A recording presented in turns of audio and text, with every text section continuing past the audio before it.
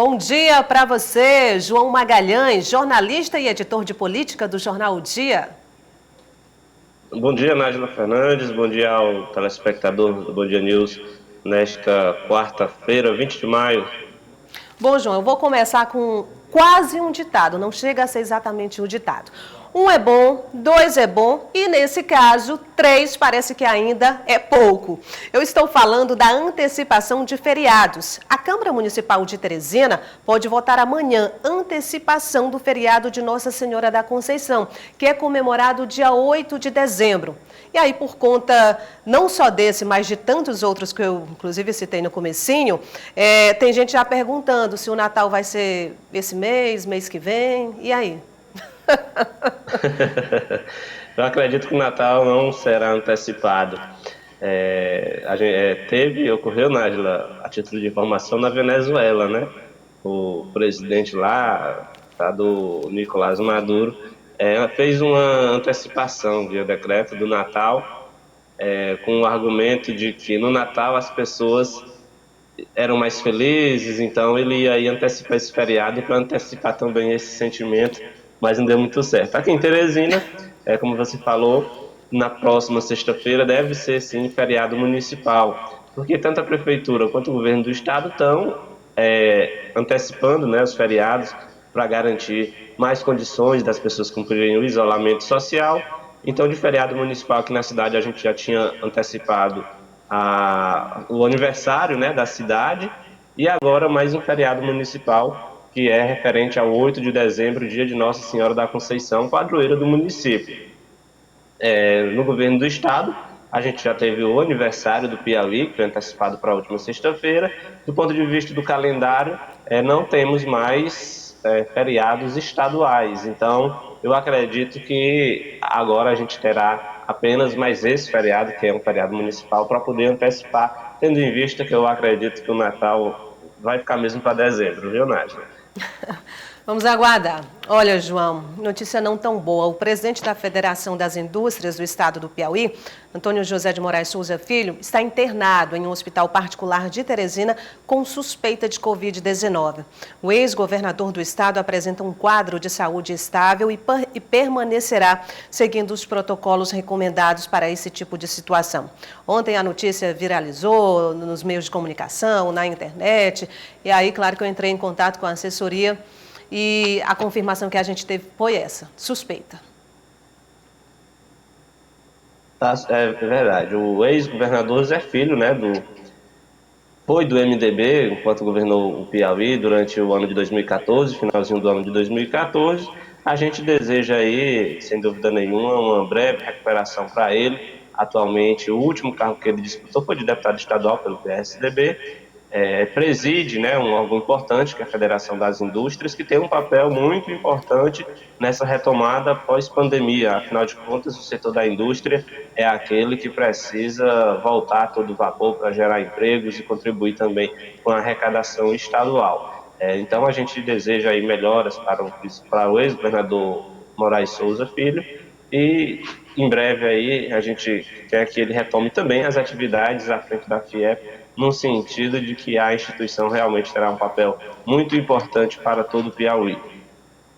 João, com 280 pontos na tabela elaborada pela Confederação Nacional de Municípios, CNM, o deputado federal Júlio César é um dos 3 parlamentares que lideram o ranking da CNM. O deputado Júlio César é um dos deputados que sempre demonstrou interesse em defender todos os municípios. E ele tem um vídeo para mostrar para a gente. Muito feliz por ser reconhecido como o deputado que mais defende os municípios brasileiros. 280 pontos. E eu, um deputado do Rio Grande do Sul e um deputado de Pernambuco. Por quê?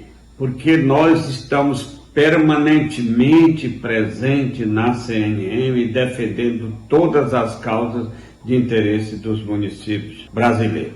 Como também eu sou presidente da Federação da Agricultura e membro da Confederação Nacional da Agricultura. E brigo permanentemente pela renegociação dos débitos dos agricultores. Eu lamento que o presidente vetou a última lei que nós aprovamos no ano passado. E vamos trabalhar agora para derrubar o veto, restabelecer o texto aprovado pelo Congresso Nacional, renegociar os débitos vencidos até 2011 dos agricultores do Norte e Nordeste, principalmente dos fundos constitucionais, inclusive a dívida ativa da União, que é interesse de todo o Brasil, renegociado pelo projeto que nós aprovamos, foi vetado pelo presidente da República.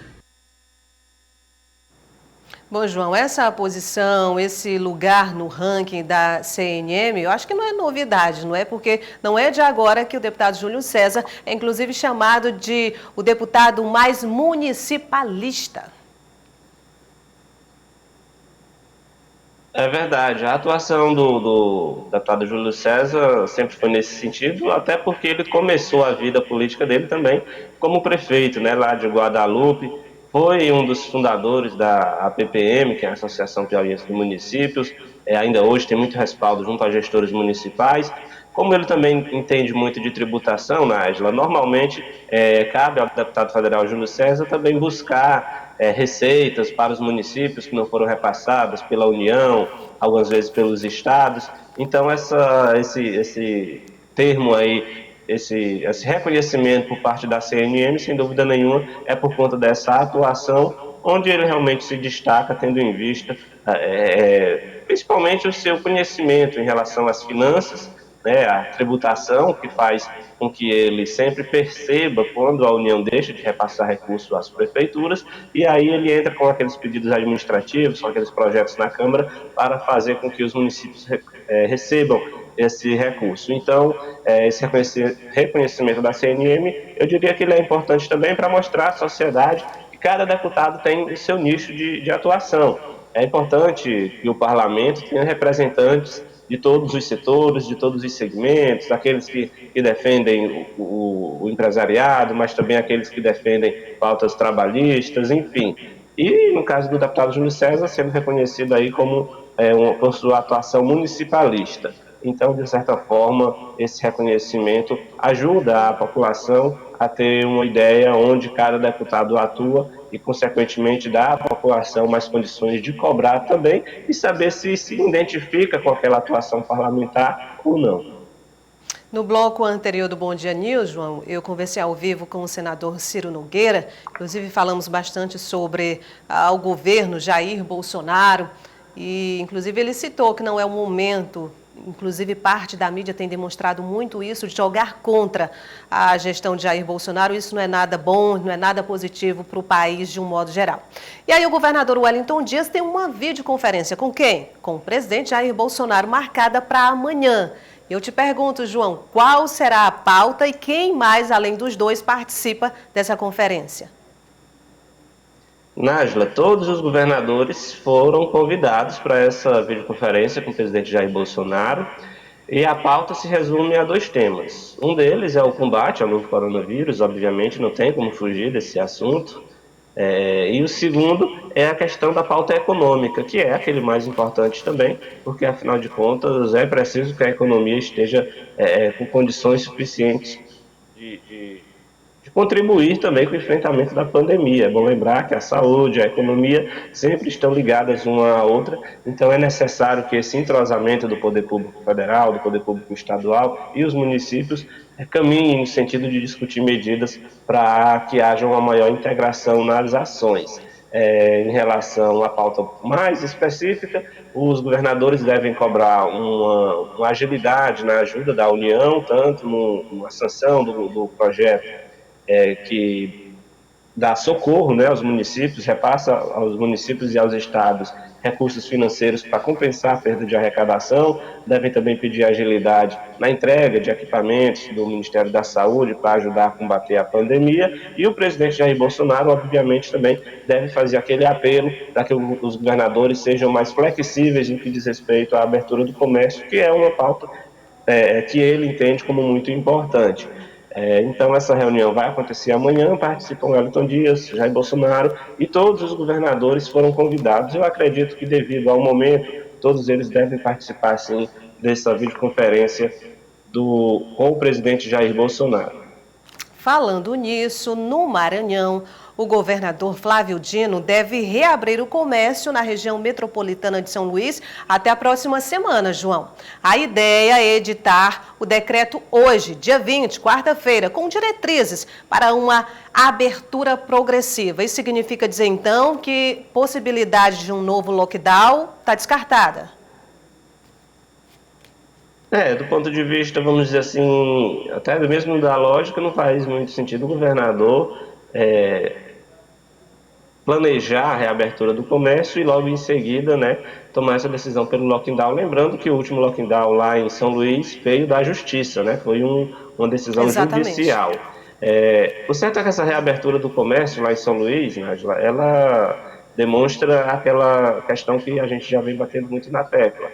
O estado do Maranhão tem aumentado o número de casos, a pressão sobre o sistema de saúde está enorme, o número de mortes, inclusive, também tem aumentado, mas há uma pressão muito forte do empresariado, uma pressão muito forte dos trabalhadores, no sentido de que, uma hora ou outra, esse comércio precisa reabrir a porta, precisa reabrir as portas e, diante disso, obviamente, cabe ao poder público elaborar as medidas que garantam aí que minimizem as possibilidades de contaminação, tanto de trabalhadores quanto de clientes, enfim.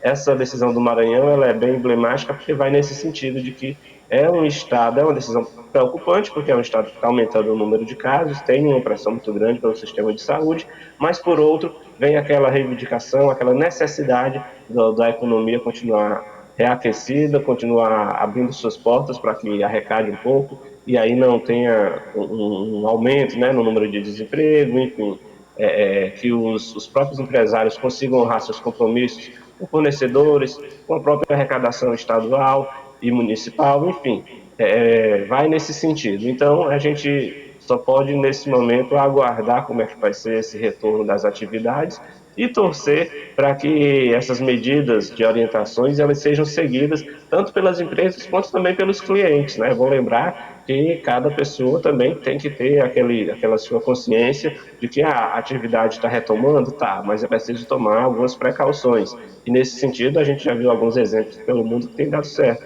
Lá em Portugal, por exemplo, Nádia, só para encerrar sobre esse assunto, a gente viu que mesmo o governo federal autorizando o retorno das atividades, houve muito receio por parte da população em retomar a sua vida, a sua rotina normal.